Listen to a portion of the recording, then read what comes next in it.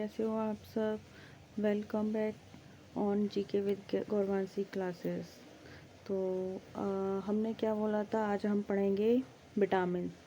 तो हम स्टार्ट करते हैं आज विटामिन। ठीक, चलिए विटामिन के बारे में हम आपको सबसे पहले बता दें। विटामिन की खोज किसने की? ठीक है, विटामिन की खोज किसने की थी? हमें ये भी तो पता होना चाहिए ना कि विटामिन की खोज किसने की थी।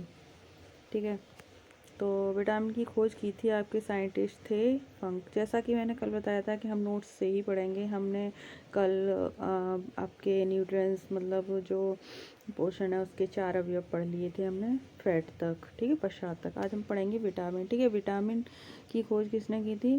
फंक ने। ठीक है, और यह क्या है? यह जटिल कार्बनिक यौगिक है। ठीक है, और ये उपापचयी क्रियाओं में भाग लेता है। मतलब उपापचयी का मतलब होता है मेटाबॉलिज्म।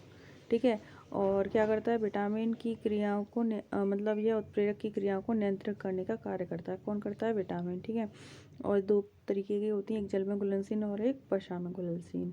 ठीक है, तो मानव शरीर द्वारा इसको संश्लेषित नहीं किया जा सकता। किसको? विटामिन को मानव शरीर के द्वारा संश्लेषित नहीं किया जा सकता। ठीक है, नेक्स्ट, जल में घुलनशील विटामिन और वसा में घुलनशील विटामिन। ठीक है, विटामिन शरीर में संग्रहित नहीं रह पाते। कौन से विटामिन? जो जल में घुलनशील होते हैं वो शरीर में संग्रहित नहीं रह पाते, और जो वसा में घुलनशील होते हैं वो शरीर में संग्रहित हो जाते हैं। ठीक है, या हो सकते हैं। तो ये 2 ही हैं, एक विटामिन बी और विटामिन सी। ठीक है, और वसा में घुलनशील जो है वो हैं तुम्हारी जो बाकी की जो बची, बी और सी को छोड़कर, ए, डी, ई और के। ठीक है, तो विटामिन खोज किसने की? फंक ने की थी। ये भी आपको याद रखना है। ठीक है, नेक्स्ट हम बात करते हैं विटामिन ए। सबसे पहले हम देखते हैं विटामिन ए। ठीक है, विटामिन ए के बारे में। तो विटामिन ए क्या है? इसका नाम है रेटिनॉल। ठीक है, ये इसका केमिकल नाम आपको याद रखना है कि इसको रेटिनॉल कहते हैं। ठीक है, नेक्स्ट इसके सोर्स क्या है? मतलब इसको हम दूध, मक्खन, दही, अंडा, यकृत, मछली का तेल और अन्य से भी प्राप्त कर सकते हैं। ठीक है, अन्य। ठीक है, नेक्स्ट कि यह रेडोप्सिन के संश्लेषण के लिए अति आवश्यक है। रोडोप्सिन। ठीक है, रोडोप्सिन के संश्लेषण के लिए। और क्या होता है? रोडोप्सिन आँखों की रॉड सेल में पाया जाता है। आँखों की जो रॉड सेल होती है ना, उनमें पाया जाता है। ठीक है, रॉड सेल क्या है? रॉड सेल ब्लैक और वाइट के लिए उत्तरदायी होते हैं। ठीक है, ब्लैक और वाइट विज़न के लिए, ये विज़न लिख रहा है। ठीक है, ब्लैक और वाइट विज़न के लिए उत्तरदायी होते हैं। अतः विटामिन ए की कमी से रतौंधी नामक रोग हो जाता है। ये तो आप सबको वैसे भी पता ही होता है। कौन सा रोग होता है? रतौंधी नामक रोग। ठीक है, और एक और रोग हो जाता है।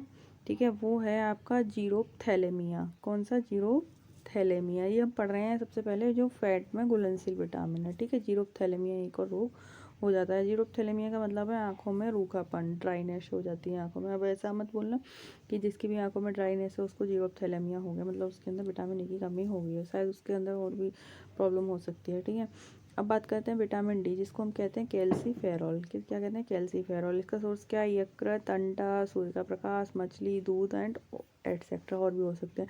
ठीक है, इससे जो कमी से जो रोग होता है वो होता है ओस्टोमलेशिया। ओस्टोमलेशिया किस में होता है? बच्चों में। ठीक है, और जो रिकेट्स होता है वो, ओस्टोमलेशिया वयस्कों में।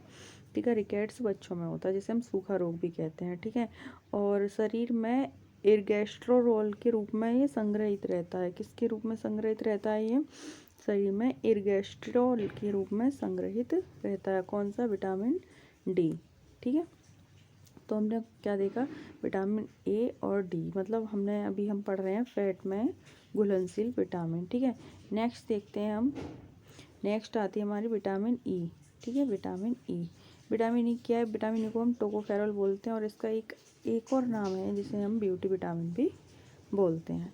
ठीक है, तो इसके सोर्स क्या है? मूंगफली, तेल, अंकुरित गेहूं का तेल, बादाम, सोयाबीन, अंडे की जर्दी, और मतलब जितना भी है उस समय विटामिन ई पाया। मोस्टली ये अंकुरित अनाज में ही पाया जाता है। ठीक है, और इसकी कमी से क्या होता है, जननांग तथा पेशियां कमज़ोर हो जाती हैं, जनन क्षमता की कमी हो जाती है। ठीक है, जनन क्षमता की कमी हो जाती है और ये आरबीसी भी कमज़ोर हो जाती हैं। इसमें क्या हो जाता है, आरबीसी भी कमज़ोर हो जाती हैं। और क्या होता है, यह स्वस्थ त्वचा के लिए आवश्यक है क्योंकि यह एंटीऑक्सीडेंट के रूप में कार्य करता है। आपने पार्लर में देखा होगा, पार्लर्स वाले जितने भी लोग होते हैं विटामिन ई बियॉन्ड जो कैप्सूल्स या फिर विटामिन ई का ही सोर्स देते हैं आपको। ठीक है, दरअसल शरीर में बढ़ते ऑक्सीजन को बढ़ती उम्र का कारण माना जाता है। जो बॉडी में ऑक्सीजन बढ़ जाती है उसको बढ़ती उम्र का ही कारण माना जाता है तथा इसे रोकने के लिए एंटीऑक्सीडेंट बेहतर विकल्प माना जाता है। और एंटीऑक्सीडेंट किस में पाया जाता है, विटामिन ई में पाया जाता है। ठीक है, नेक्स्ट बात करते हैं विटामिन के की। विटामिन क्या है, इसको बोलते हैं फिलोक्यूनोन। क्या बोलते हैं इसको, फिलोक्यूनोन। ठीक है, इसका सोर्स क्या है, अंडा, यकृत, दुग्ध उत्पाद, अनार आदि। ठीक है, यह क्या करता है, यह रक्त का तबका जमने में मदद करता है, सबसे मोस्ट यही है इसका। और हम देखें तो प्रोथ्रोम्बिन प्रोटीन जो होती है ना, उसको संश्लेषित करने में भी ये मदद करता है। किसको, प्रोथ्रोम्बिन जो प्रोटीन होती है उसको संश्लेषित करने में मदद करता है। ये तो हो गए आपके फैट में घुलनशील। ठीक है, अब हम देखेंगे बस जल में घुलनशील विटामिन। ठीक है, जल में घुलनशील विटामिन जैसे विटामिन ई, विटामिन बी के भी हम उसमें और पार्ट्स हैं, B1 B2 B3 B5 B9 इस तरीके से। ठीक है, बी वन क्या है, थायमिन। ठीक है, थायमिन यह अनाज, फलियों, सोयाबीन, दूध आदि से मिलता है। इसकी कमी से बेरी रोग हो जाता है। आपको मोस्ट बस यही याद रखना इसका नाम क्या है, इसकी कमी से कौन सा रोग होता है। ठीक है, वैसे मोस्टली सब्जियों में तो सारी विटामिन पाई जाती हैं, सब्जी और दूध में। ठीक है, विटामिन B2 इसको बोलते हैं राइबोफ्लोविन। ठीक है, राइबोफ्लोविन इसका सोर्स है दूध, यीस्ट, अंडा, यकृत, फलियाँ। ठीक है, और इसकी कमी से कौन सा रोग हो जाता है, क्लोसिस रोग हो जाता है। कौन सा, क्लोसिस रोग। नेक्स्ट है विटामिन B3। ठीक है, ये नियासिन बोलते हैं इसको। ठीक है, इसका सोर्स है दूध, मछली, यकृत, मटर, मूंगफली। ठीक है, इसकी कमी से क्या हो जाता है, पेलाग्रा रोग हो जाता है। ठीक है, नेक्स्ट बात करते हैं विटामिन B5, इसको पेंटाथोनिक एसिड बोलते हैं। ठीक है, इससे क्या होता है, वृद्धि में कमी हो जाती है, चर्म रोग हो जाता है, बाल का सफ़ेद होना और अस्थमा। ठीक है, तो ये हमने पढ़ लिए विटामिन बी के कुछ मोस्ट पार्ट। ठीक है, आगे अभी हम देखेंगे। ठीक है, तो ये थी जल में घुलनशील विटामिन। ठीक है, नेक्स्ट चलिए नेक्स्ट देखते हैं। नेक्स्ट है आपका विटामिन B6, इसको बोलते हैं पायरोडॉक्सिन। आपको बस इसका नाम याद रखना, यही मोस्ट आता है मैच करने के लिए, मिलान करने के लिए कभी कभी पेपर में पूछा जाता है। विटामिन B7 इसको बोलते हैं बायोटीन, क्योंकि सोर्स तो आपको पता है सबके सेम ही होंगे विटामिन बी में। ठीक है, तो इसको बोलते हैं बायोटीन। ठीक है, बायोटीन विटामिन। ठीक है, इसमें क्या होता है, चर्म रोग। आगे बात करते हैं B9, विटामिन B9 इसको बोलते हैं फॉलिक एसिड ग्रुप। क्या होता है ये, फॉलिक एसिड ग्रुप। ठीक है, इसमें क्या होता है, रक्त की कमी हो जाती है, मतलब रुधिर की कमी हो जाती है, जिसे अल्प रक्तता के नाम से भी जाना जाता है। ठीक है, नेक्स्ट है विटामिन B12, इसको बोलते हैं साइनोकोबाल्मिन। क्या बोलते हैं, साइनोकोबाल्मिन। और साइनोकोबाल्मिन क्यों बोलते हैं कोबाल्मिन, क्योंकि कोबाल्ट धातु पाई जाती है, इसमें क्या पाया जाता है, कोबाल्ट धातु पाई जाती है। ठीक है, इसलिए ये मोस्ट है। ठीक, चलिए आगे बात करते हैं विटामिन सी क्या है, एस्कॉर्बिक एसिड। क्या है, एस्कॉर्बिक एसिड। ये क्या है, खट्टे पदार्थ, खट्टे फलों में पाया जाता है, मोस्टली नींबू, खट्टे फल, टमाटर, पपीता, आलू, अमरूद और भी मतलब जितने भी खट्टे फल होते हैं, खट्टे पदार्थ हो ना, उनमें पाया जाता है। इससे क्या होता है, स्कर्वी रोग हो जाता है, मसूड़ों से खून आता है और घाव भरने में जो सहायक होता है वो होता है विटामिन सी। ठीक है, पूछा जाता है घाव भरने में कौन सी विटामिन है, विटामिन सी है। ठीक है, और एक और है विटामिन सी से रिलेटेड क्वेश्चन कि ऐसी कौन सी विटामिन है जो दूध में नहीं पाई जाती, तो वो है आपकी विटामिन सी। ठीक है, नेक्स्ट जो हमारा अवयव था लास्ट, वो था हमारा, मैंने 6 अवयव बताए थे आपको। ठीक है, वो था हमारा वाटर। तो वाटर क्या होता है, इससे ऊर्जा कितनी मिलती है, शून्य। पूछा जाता है बताओ जल से कितनी ऊर्जा मिलती है शरीर को, तो मिलती है शून्य। मानव शरीर का जो भार है ना, मानव शरीर का जो वेट होता है उसका लगभग 65 से 75% भाग वाटर में ही होता है। ठीक है ना, वाटर में होता है। नेक्स्ट अब हम पढ़ेंगे पाचन और अवशोषण। ठीक है, क्योंकि हम ये पाचन के अंदर ही पढ़ रहे हैं। पाचन और अवशोषण में सबसे पहले हम भोजन ग्रहण, ठीक है, और उसके बाद पाचन, फिर अवशोषण, स्वांगीकरण और बहिर्गमन, या स्वांगीकरण हम लास्ट में देख लेंगे। ठीक है, ये पढ़ेंगे। ठीक है, तो आगे पढ़ते हैं हम पाचन और अवशोषण। तो आपकी विटामिन्स हो गई हैं। आपको आप वीडियोस को पॉज करके या स्पीड बढ़ा के भी आप देख सकते हैं, उनमें कुछ ज़्यादा खास नहीं था, वैसे भी आप लोगों को पता है पहले से ही। ठीक है, चलिए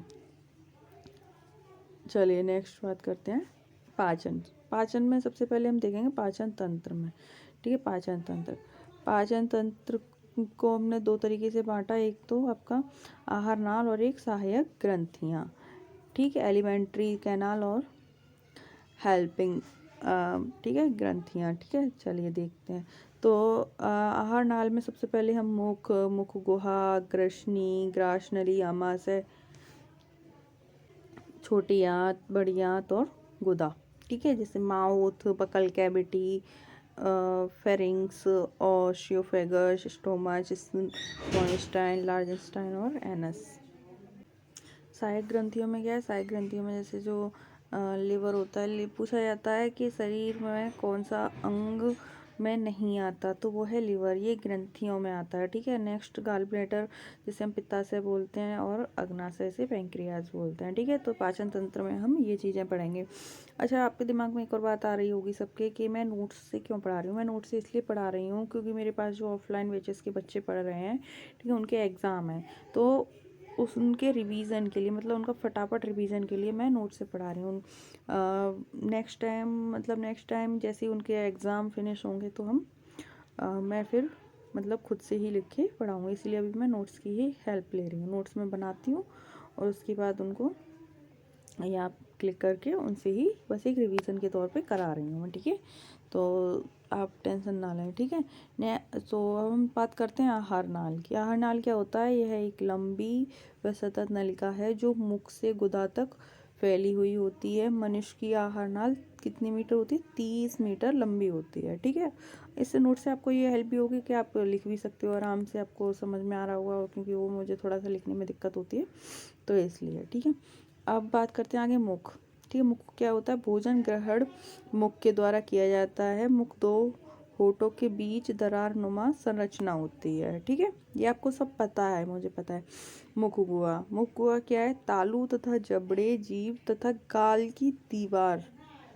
की दीवार से मिलकर मुख गुहा का निर्माण होता है। ठीक है, तालू आगे की तरफ कठोर जबकि पीछे की तरफ क्या होता है? कोमल होता है। ठीक है, यह पीछे का भाग जहाँ खत्म होता है वहाँ एक मुलायम वी आकार की संरचना पाई जाती है, उसे यूबुला कहते हैं। क्या कहते हैं? यूबुला कहते हैं। ठीक है, क्या कहते हैं उसे? यूबुला। आप देखना कभी जैसे मतलब इस तरीके से ये मुंह है, ठीक है, और ये जीभ है, जैसे आप इसको खोलोगे तो यहाँ एक ये घंटी सी, मतलब आप पूरा मुंह खोलना तो यहाँ पे ये घंटी सी लटकी हुई होती है, जिसे हम यूबुला कहते हैं। आप शीशे के सामने जाकर देखना अपना। ठीक है, चलो नेक्स्ट बात करते हैं जीभ। ये हम आहार नाल के अंदर पढ़ रहे हैं। जीभ क्या होती है? तालू पर कुछ स्वाद कलिकाएँ पाई जाती हैं। ठीक है, स्वाद कलिकाएँ पाई जाती हैं। मुख गुहा पर नीचे की तरफ जीभ होती है। ठीक है, ये तालु होता है। ठीक है, इस पे स्वाद कलिकाएँ यहाँ पाई जाती हैं, ये नीचे की तरफ जीभ होती है। ठीक है, जीभ मुख गुहा से एक संरचना जीभ क्या करती है? मुख गुहा से एक संरचना फ्रीनलम के द्वारा जुड़ी रहती है। ठीक है, फ्रीनलम के द्वारा जुड़ी रहती है और स्वाद का अनुभव जीभ पर लगी स्वादिकलिकाओं के द्वारा होता है। ठीक है, स्वादिकलिकाओं के द्वारा होता है। जैसे कि ये आपकी जो जीभ है, ठीक है, तो ये जीभ है। ठीक है, इसके आगे के भाग पर तो स्वीट होगा, मतलब मीठा। ठीक है, साइड से खट्टा। ठीक है, खट्टा का मतलब खट्टा टेस्ट आएगा।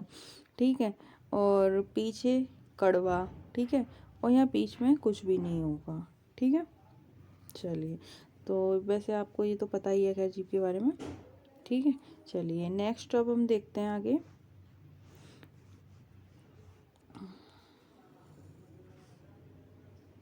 ये तो हो गया आपका। हाँ जी, नेक्स्ट है इसी के बारे में एक लाइन और है कि जीभ का कार्य क्या होता है। जीभ का कार्य भोजन में लार को मिलाना होता है, ये आपको पता है। ठीक है, अब लार में एंजाइम पाए जाते हैं, उनकी भी हम बात करेंगे। पहले हम बात करते हैं दांतों की। ठीक है, दांत क्या होते हैं? दांत इसको सेट के आधार पे 2 भागों में बांटा गया है, सॉरी 3 भागों में बांटा गया है। ठीक है, देखते हैं हम कितने भागों में बांटा गया है सेट के आधार पर। मोनोफाइगोडोंट, मोनोफाइगोडोंट क्या होते हैं, ये व्हेल के अंदर पाए जाते हैं, आपको ये भी पता होना चाहिए। नेक्स्ट डाइफाइगोडोंट, डाइफाइगोडोंट क्या होते हैं, ये मनुष्य में पाए जाते हैं, और मनुष्य में भी 2 तरीके के पाए जाते हैं। एक फर्स्ट जिन्हें हम टेम्परेरी तीत कहते हैं, और सेकेंड जिन्हें हम परमानेंट तीत कहते हैं। ठीक है, और ये मनुष्य में पाए जाते हैं, एप्स में भी पाए जाते हैं, लंगूर जो होते हैं मंकीज उनमें भी पाए जाते हैं। ठीक है, नेक्स्ट है आपका पॉलीफाइगोडोंट्स। पॉलीफाइगोडोंट्स किन में होते हैं, मछलियाँ और उभयचर में पाए जाते हैं।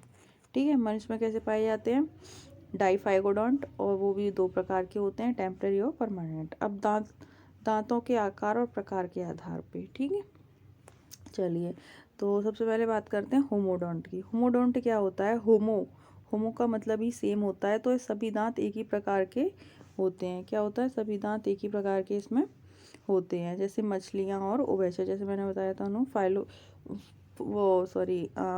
पॉलीफाइगोडोंट पाए जाते हैं। ठीक है, अब बात करते हैं हार्टोडोंट। हेट्रोडोंट क्या है, उसमें अलग अलग तरीके के पाए जाते हैं सारे दांत, जैसे कि सबका अच्छा एग्जांपल है इसका मनुष्य। ठीक है, मनुष्य में कितने तरीके के पाए जाते हैं, इंसीजर, कैनाइन, प्रीमोलर और मोलर। ठीक है, हेट्रोडोंट को बोलते हैं विषमदंती और होमोडोंट को बोलते हैं समदंती। ये भी आप लिख लेना अगर लिखना चाहो तो। ठीक है, अब मनुष्य में जैसे कि इंसीजर कृंतक, कैनाइन का रदनक, प्रीमोलर अग्रचवर्णक और मोलर चवर्णक। ठीक है, अच्छा मनुष्य के दांत का फॉर्मूला बनाया गया है। ठीक है, फॉर्मूला क्या होता है, फॉर्मूला होता है 2102 इंटू 2 = 20। कैसे, ठीक है, कैसे, ये तो टेम्परेरी वाले तीत है, टेम्परेरी, और ये परमानेंट तीत है। ठीक है, जिन्हें हम दूध के दांत बोलते हैं, टेम्परेरी। ठीक है, तो ये क्या होता है, मतलब कैनाइन हम यहाँ मैं इनकी संख्या लिख दे रही हूँ। ठीक है, कैनाइन कितने होते हैं, 2। ठीक है, और आपके इंसीजर कितने होते हैं, 2। कैनाइन होता है 1। ठीक है, रदनक जिसे बोलते हैं हम। ठीक है, और प्रीमोलर नहीं होते इसमें। ठीक है, और मोलर 2 होते हैं। ठीक है, ये सिर्फ इस तरीके का, जैसे ये आपका जबड़ा है। ठीक है, और इसके ये कहाँ जा रहा है, ठीक है, इसके ये 2 पार्ट्स हैं, तो ये सिर्फ हम इस पार्ट्स की बात कर रहे हैं। ठीक है, हम सिर्फ कितने पार्ट की बात कर रहे हैं, हम सिर्फ इस पार्ट की बात कर रहे हैं, इस पार्ट में ये इतने पाए जाते हैं, 2 1 0 2। ठीक है, अब सेम ऐसे इधर होंगे, और सेम जो ऊपर वाला जबड़ा होगा सेम उसमें भी ऐसे ही होंगे। ठीक है, तो कितना हो गया, 2 और 1 3 और 2 5। ठीक है, 5 हो गया, 2 2 4 और 1 5, 5 इधर 5 इधर 5 इधर और 5 इधर, कितने हो गए, 5 चौके 20, हाँ 20 हो गए, तो इंटू 2 कर दिया हमने इसको। ठीक है, ऐसे ही सेम परमानेंट तीत का है। परमानेंट तीत का क्या है, ये जो आपके ये इंसीजर जो होते हैं ये 2 होते हैं। ठीक है, 2 होते हैं। ठीक है, और कैनाइन ये आपका 1 होता है, और प्रीमोलर 2 होते हैं, और मोलर 1 होता है इसमें। ठीक है, सेम ऐसे ही होते हैं जैसे मैंने ये बताया।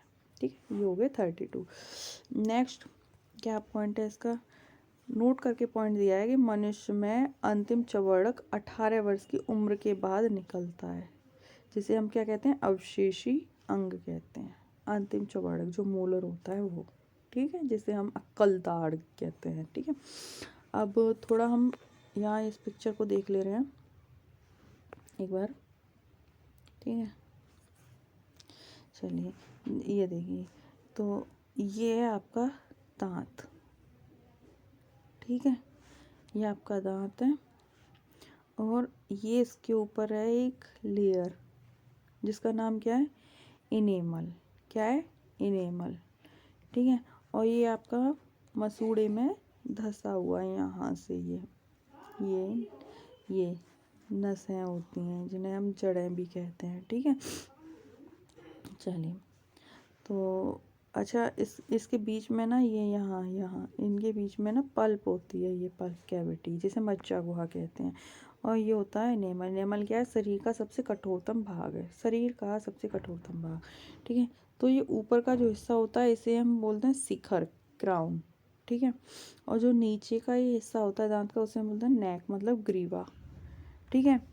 और ये क्या है ये होती हैं आपकी बोन्स, ठीक है। आपने सुना होगा कि दांत निकलवाया तो उसकी मतलब नसें काट दी दांत की, या नसें कट गई या जोड़ दी, मतलब जो भी आपने सुना हो वो, तो ये वही होती हैं, ठीक है, नसें ये, ठीक है।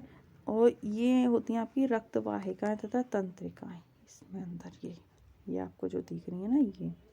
और ये क्या होता है, मैंने आपको बताया ना पल्प, ठीक है, पल्प होता है, ठीक है। आप इसको एक बार देख लेना ध्यान से, ठीक है। तो ये हो गया आपका दांत, ठीक। चलिए ये हो गया आपका दांत। अब नेक्स्ट देखते हैं,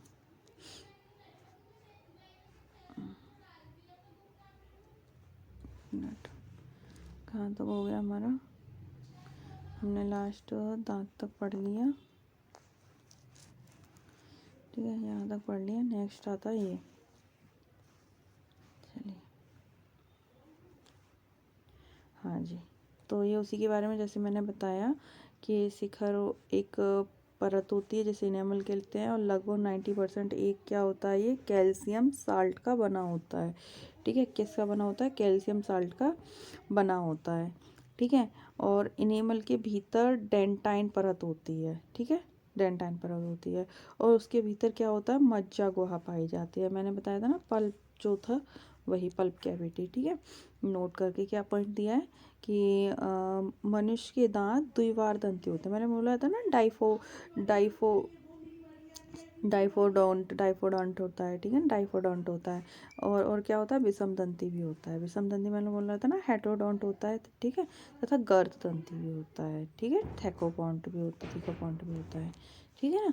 चलिए नेक्स्ट क्या है, नेक्स्ट पॉइंट है आपका कि मनुष्य के दांत जबड़े की पेशियों में धंसे रहते हैं। मैंने आपको दिखाया था ना जबड़े की पेशियों में वो नीचे धंस रहा था, इस तरीके से यहाँ पे ये, इस तरीके से ये दांत था आपका यहाँ पे, ठीक है।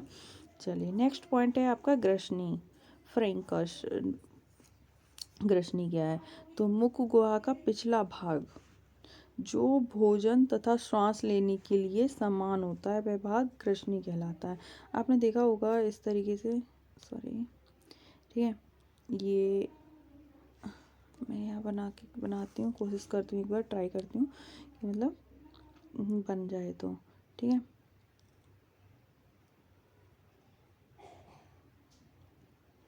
ठीक है, चलिए, तो यहाँ आपने देखा होगा कि ये दो पाइप होते हैं ये, ठीक है। एक किसका होता है, एक तो मतलब अब हम भोजन यहाँ से कर रहे हैं, सांस यहाँ से ले रहे हैं, ठीक है, जाएगा तो दोनों एक ही जगह, ठीक है। तो यही दो पाइप होते हैं आपके, ठीक है, दो पाइप होते हैं ये, ठीक है, एक में भोजन और एक में वायु जाती है, ठीक है ना। तो यही होता है ग्रसनी, ठीक है, यहाँ ये जो होती है ये ग्रसनी होती है, ठीक है ना। चलिए नेक्स्ट नेक्स्ट देखते हैं अब हम, मैं इसे भी रिमूव करती हूँ ताकि आपको लिखने में दिक्कत ना हो, ठीक है। तो इस क्षेत्र की कोई विशेष संरचना नहीं है, ठीक है। निगल द्वार जिसे गलट बोलते हैं, गलट, ठीक है, तो ग्रास नली में खुलता है, जबकि कंठ द्वार श्वास नली में खुलता है, ठीक है। कंठ द्वार से एक आगे की ओर एक चपटी संरचना पाई जाती है जिसे एपिग्लोटिस बोलते हैं। मैंने बताया यहाँ पे जैसे ये ना, तो यहाँ पे जो ये जो ढक्कन की तरह होता है इसे हम एपिग्लोटिस बोलते हैं, ठीक है।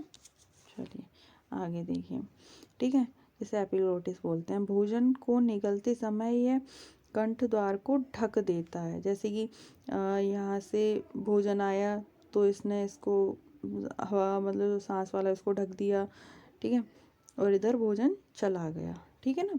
चलिए, ठीक है, जिससे भोजन श्वास नली में नहीं जाता, ठीक है, समझ में आएगा ग्रसनी क्या होती है। अब बात करते हैं ग्रास नली।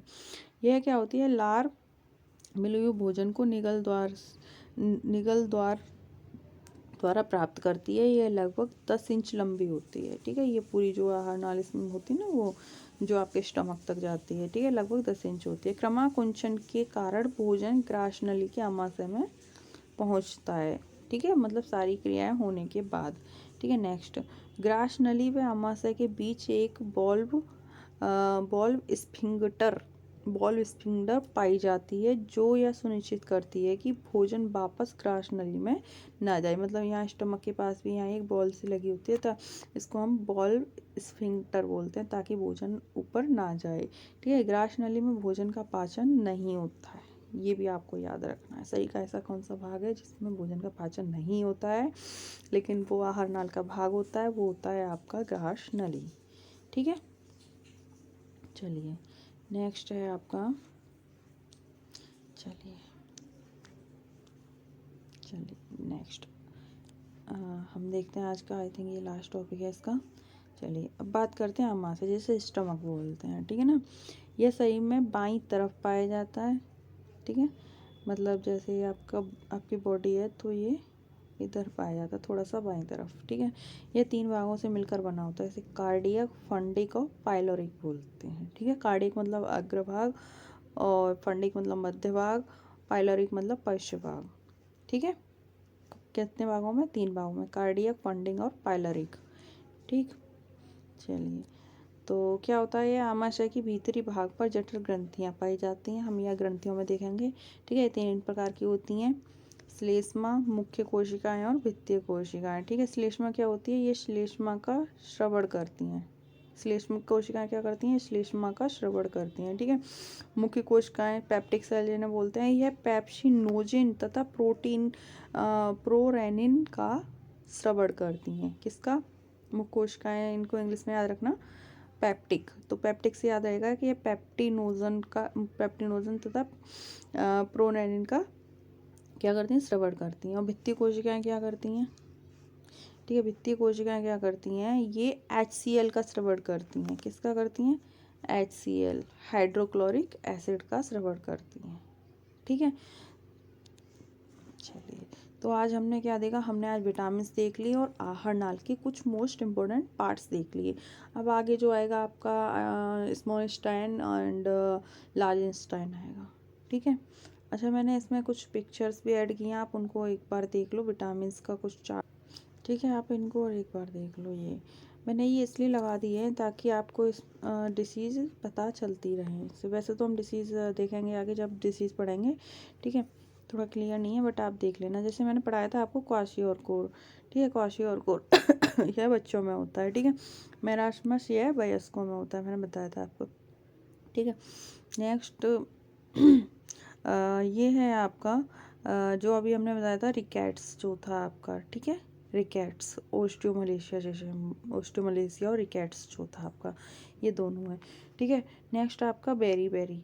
ठीक है, बेरी से क्या हो जाता है, ये इसके इसमें लक्षण भी लिखे हुए हैं, आप देख लेना, पढ़ लेना। ठीक है, नेक्स्ट गोइटर, ये अभी आगे आएगा। ठीक है, अरक्तता, एनीमिया जो मैंने बताया था, विटामिन B9 जिसमें ब्लड की कमी हो जाती है। ठीक है, नाइट ब्लाइंडनेस जैसे हमने रतौंधी बताया था, आंखों में क्या होता है। ठीक है, स्कर्वी मैंने बोला था, मसूड़ों से ब्लड आता है इसमें। ठीक है ना, नेक्स्ट आपका ये पेलाग्रा बॉडी पे ऐसे लाल चकते से हो जाते हैं। ठीक है ना, और ये आपका डेंटल कैरियर्स, मतलब ये विटामिन C की कमी से ही होता है आपका। ठीक है, दांतों में, मतलब दांत खराब हो जाते हैं आपके इसमें भी। ठीक है, तो आप इसको एक बार देख लेना। नेक्स्ट है आपका ये। ठीक है, ये तो ये मोस्ट है, आप इसको पढ़ लेना या देख लेना, वैसे तो आपको समझ में आ जाएगा, इतनी हिंदी मतलब इंग्लिश वो नहीं हो, आप समझ में आ ही जाएगा। ठीक है, विटामिन A मतलब इससे कौन सी डिसीज होती है? Loss of vision. ठीक है, मतलब आँखों में कमी होती है, इससे क्या होता है? पुअर विज़न होता है, मतलब सिम्टम्स हैं इसके।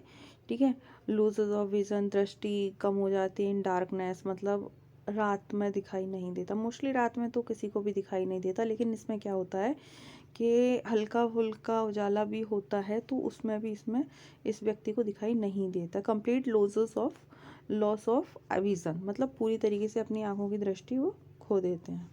ठीक है, विटामिन B1 बेरी मैंने बताया था आपको, इसमें मसल्स कमज़ोर हो जाती हैं, and C scurvy, bleeding gums. ठीक है, अभी जैसे हमने देखा था उसका एग्जाम्पल।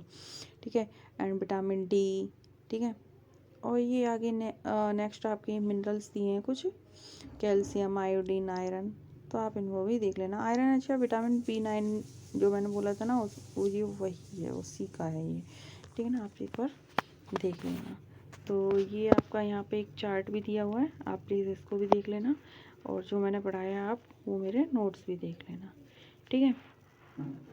तो अब मैं आपसे विदा लेती हूँ, और आज हमारा यहाँ विटामिन और मतलब हमने स्टमक तक पढ़ लिया है।